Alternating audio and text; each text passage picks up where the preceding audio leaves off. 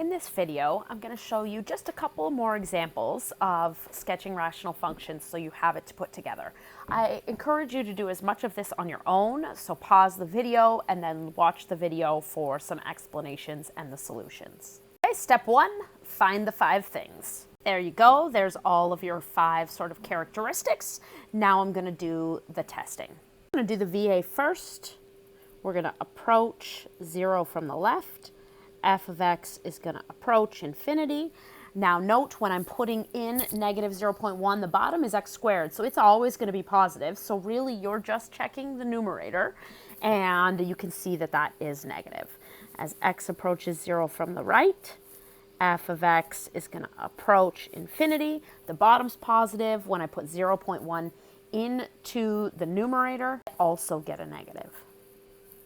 So for my horizontal asymptote, as x approaches infinity, remember I'm thinking of a number like 1,000, f of x is going to approach 0. So I'm going to plug in 1,000 and I should see that I get a number just above 0. So above, as x approaches negative 1,000 or negative infinity, sorry, f of x approaches 0. I'm going to plug in negative 1,000 and I should get a negative number, so just below 0. Okay, go ahead, try step 3. I want you to set it up and see if you can put it all together on your own. Based on just plotting my asymptotes and my x-intercept, that's all I really have. This is all I have to go with. So now I'm going to put together the pieces of the graph. Okay, so if we're looking at the horizontal asymptote, we know that x approaches infinity, we're above. So we're up here on the right. And as x approaches negative infinity, we're below. And then we know that both sides of the vertical asymptote are negative infinity, so we're down here. Okay, so hopefully on the left you can picture that it looks something like this, and you are going to find a point, so you do need to find something like, let's say, f at negative 1.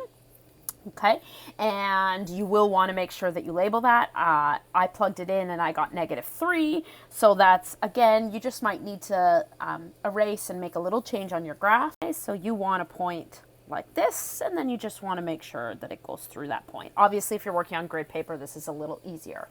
Now, on the right side, hopefully you can see that it approaches from above, and we have that asymptote, so it's going to look something like that, okay? And again, that's all you really need, but you might want to find something like f at 1 just to make it more accurate and to help you out a little bit. So when I plug 1 in, I get 1, and so that means I have this point right here. Where the exact maximum is, it doesn't really matter there. You just want to, again, get the general shape.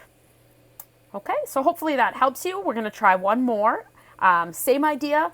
Try to do as much of it on your own as you can, and keep pausing the video and then checking for explanation and solutions. So go for it and start with stating your 5 things. This one requires a little bit more work. There's some factoring to do. Okay, so there are all my pieces of information. Note, we're finally doing an example that I'm going to show you that has a horizontal asymptote other than 0. So this one's y equals 2, right? Leading coefficient of the numerator over the leading coefficient of the denominator. Okay, so now you've got everything set up. Let's try to do your testing. So again, pause the video, try to do the testing on your own as much as you can. Just do the first piece with you here for the horizontal asymptote since we haven't done one with a 2 yet. So as x approaches infinity, f of x approaches 2, we're going to plug in a number like 1,000. And when I plug 1,000 in, I use my factored form so I can do a little bit of work in my head just to make things easier. I get a number on my calculator like 1.995. So hopefully you can see that that's just below the number 2, and so this one approaches from below. Okay, so you're looking relative to 2 is the function above or below. The other side, when I plug in negative infinity, or in our case negative 1,000, we're still going to approach 2, and from below I get a number on my calculator like 2.005, so hopefully you can see how that is above. Going and do your vertical asymptotes. Okay, check your work, see how you did, and then go ahead and start your setup. This one has a much more complicated setup, so you want to put those pieces in place yourself and try your best to get that graph. Your x scale and your y scale do not have to be the same either when you are setting it up. Okay, if you're using graph paper, this is easiest. Just keep every box as 1, make your life easy. Now that I've got everything plotted, I'm going to go ahead and put in all of my arrows that come from my testing. Okay. And when you go to put it together, things should make sense. Okay, so that's just using all of my testing. So obviously this leftmost section, I can see that this piece must go like this. It must just connect.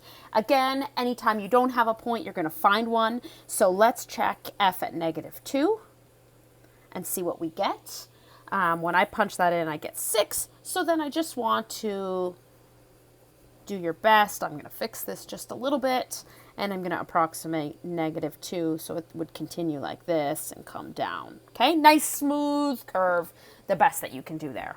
Okay, in the middle, it looks like it's got to go like this, right? Again, nice and curvy based on the ones that you've seen. It's kind of like a bend or a little cubic function in the middle. And then on the right, pretty easy to see, we only have this one x-intercept, and so it must look something like this. Okay, so hopefully that helps. You're going to continue to practice this idea some more today.